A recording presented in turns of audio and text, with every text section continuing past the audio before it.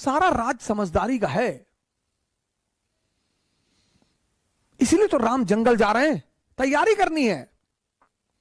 कुछ लोग आईएएस की, अगर आप बड़ी बड़ी तैयारियां कर रहे हैं, गौर से सुनिएगा इस बात को, अगर आप जीवन में बड़ी बड़ी तैयारियां कर रहे हैं और हर फ्रंट पे लड़ रहे हैं, किसके रिश्तेदारों ने, किसके पट्टीदारों ने किसको खुश रखा है?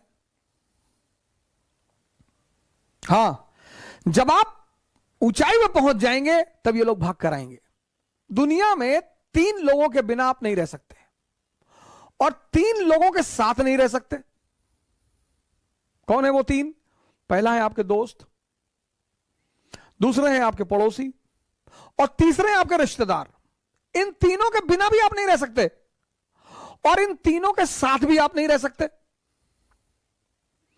इन तीनों से अपने आप को बचाना ही योग्यता है। आप उठे समस्तीपुर से, बैग उठाए, किसी को बताया ही नहीं कि आप आईएएस की तैयारी करने जा रहे हैं, बताया ही नहीं, आपने चर्चा ही नहीं की। अगर किसी ने पूछा कि दिल्ली जा रहे हो, हाँ वो इन्फो जॉब लग गई है, ऐसा ही जॉब लग गई है। बेंगलोर जा रहे हो, हाँ इन्फोसिस में जॉब लग गई है।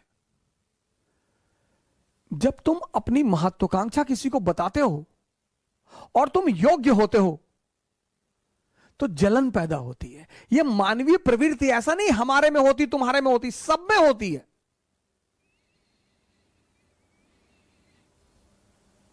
सब में। अभी तुमको ऑस्ट्रेलिया में आईएएस बना दिया जाए, तुम नहीं जाना चाहोगे। कौन जानता है तुमको ऑस्ट्रेलिया में हो गए आईएएस। इसलिए जब तुम आईएएस बनते हो, मंत्री बनते हो, नेता बनते हो, अपने घर की तरफ भागते हो।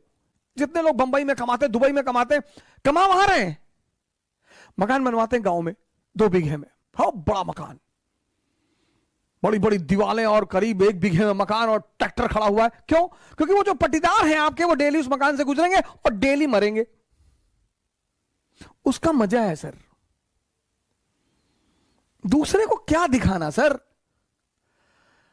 अब आप गोरखपुर से गए, सेटल हो गए बंबई में, कौन जानता है आपको बंबई में, लेकिन बैजूडीहा गांव के आप रहने वाले हैं।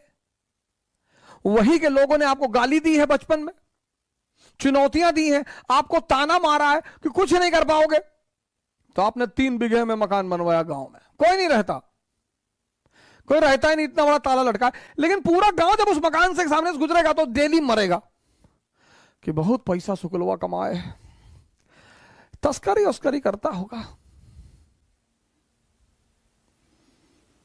दुनिया में तुम 3 लोगों के बिना नहीं जी सकते और तुम 3 लोगों के साथ नहीं जी सकते। इनको अपनी महत्वाकांक्षा कभी मत बताओ। अगर तुम योग्य हो, ये तुमसे चिढ़ेंगे।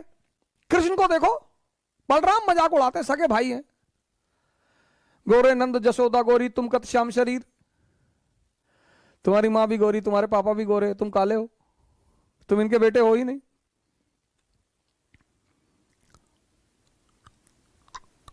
फिर बलराम एक दिन कृष्ण से कहते हैं कि ये वृंदावन के यादव लोग तुमको पीटने का प्लान बना रहे हैं।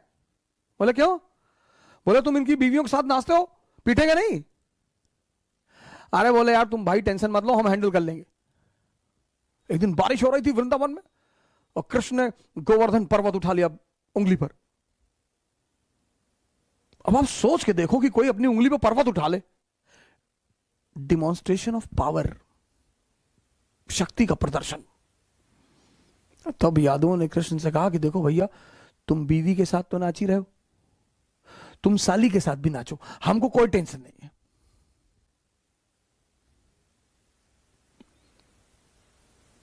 जीवन में तुम्हारी योग्यता तुम्हारी सबसे बड़ी दुश्मन होगी, उसको छिपाना है।